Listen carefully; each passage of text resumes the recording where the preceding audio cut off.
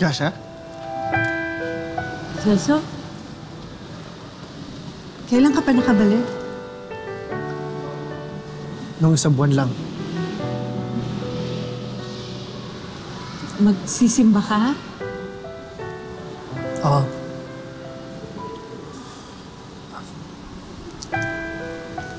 Kamusta ka?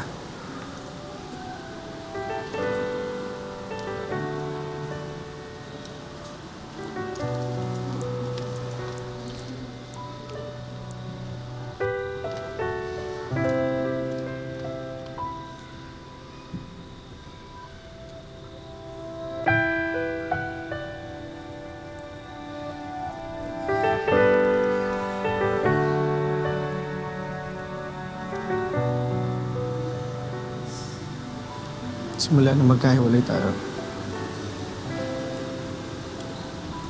lumapit ako sa Diyos para humiling ng tulong para magbagong buhay.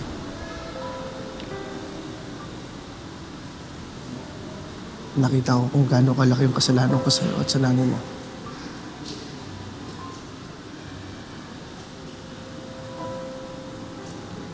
Kaya kung bibigyan mo ako ng isa pang pagkakataon, papatunayan ko sa'yo nang bago na ako.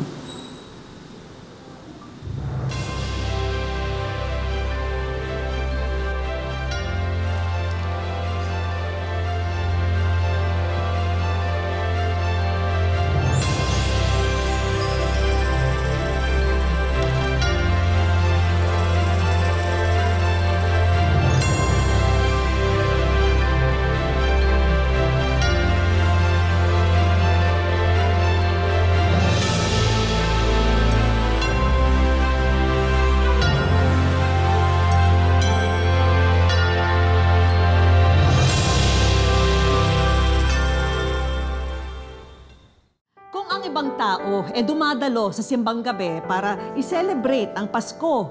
Si Celso, pagtataksil pala ang inaasikaso. Alalahanin natin lagi ang ating asawa at mga anak dahil oras na si Mister o kahit pa si Mrs. ang magpadala sa tukso, hindi lang tiwala sa isa't isa ang masisira, kundi ang kanilang mismong buhay at pamilya. Ngayong Sabado, may espesyal na karakter kaming isinama sa ating tampok na kwento. Siya po ang ating mystery wisher. Ang kwento ng kanyang buhay ay may hawig o pagkakatulad sa ating tampok na kwento. Nahulaan niyo na ba kung sino ang ating mystery wisher? Mga kapuso, oras na para kilalanin natin siya. Napanood niyo na siya kanina. Sino kaya siya? Ang ating mystery wisher ay si Magdalena. Nakita natin sa kwento kung gaano niya kamahal ang hanap buhay na 2 dekada na niyang ginagawa. Ang pagtitinda niya raw ng bibingka at puto-bungbong ng araw ang bumuhay sa kanyang pamilya. Subalit, hindi na nga raw kasing tamis ng paninda niyang puto-bungbong ang naging kapalaran ni Magdalena. Taong 1995, nagbakasakali siyang magtrabaho bilang isang domestic helper sa Middle East sa pag-asang mabigyan ng maginhawang buhay ang kanyang pamilya. Nag-abroad ako para sa mga anak ko, sa pamilya ko. Lalo siyempre sa mga anak ko. Mabigyan ko yung mga anak ko ng papag-aral ko sila.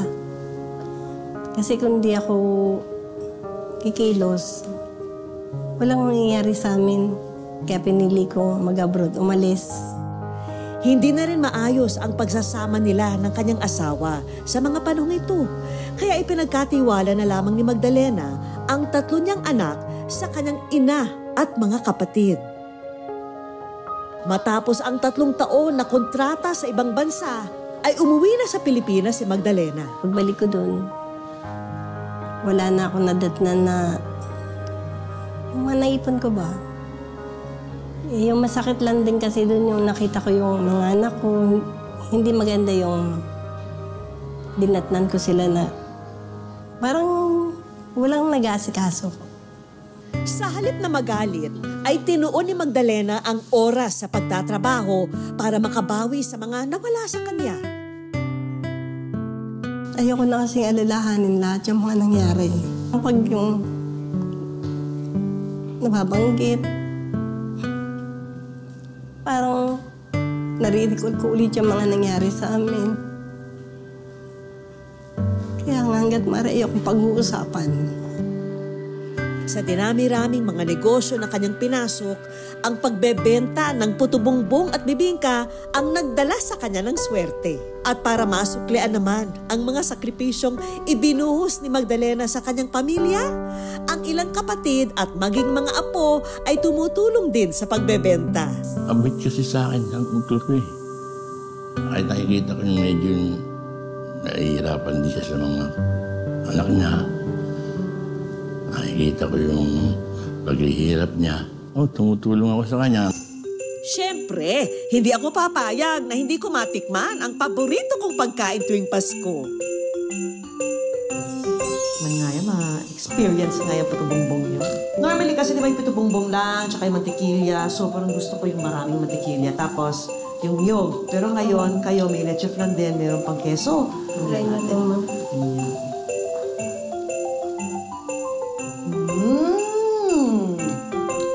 Blockbuster.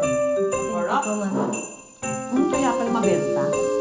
Tuloy natin yung kwentuhan natin. Sige po, ma'am. Sa lahat ng pinagdaanan niyo, ang dami niyong pinasukan, Opo. ang daming trabaho niyong naranasan. Opo. Pero dito kayo pinaka-jumakpat. Pero Opo. ano yung natutunan niyo dito sa iba't ibang pinasukan niyo po? Huwag pong susuko, Ma'am Vicky. Laban lang po. Huwag kang hihinto. Kasi pag nagano ka, pag nadapa ka, kailangan bumangon ka. Ganun lang po yung gagawin natin lagi. Huwag tayo mawawala ng pag-asa, lalo na nandyan si Lord. Kayo, kuya. O ba? Nangyari sa kanya.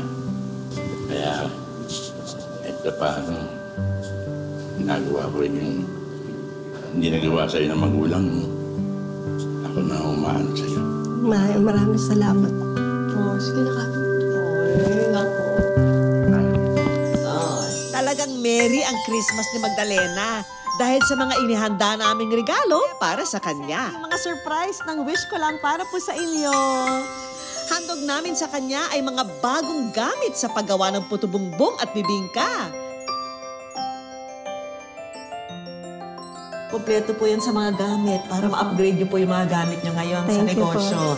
May kasama pang ibang appliances.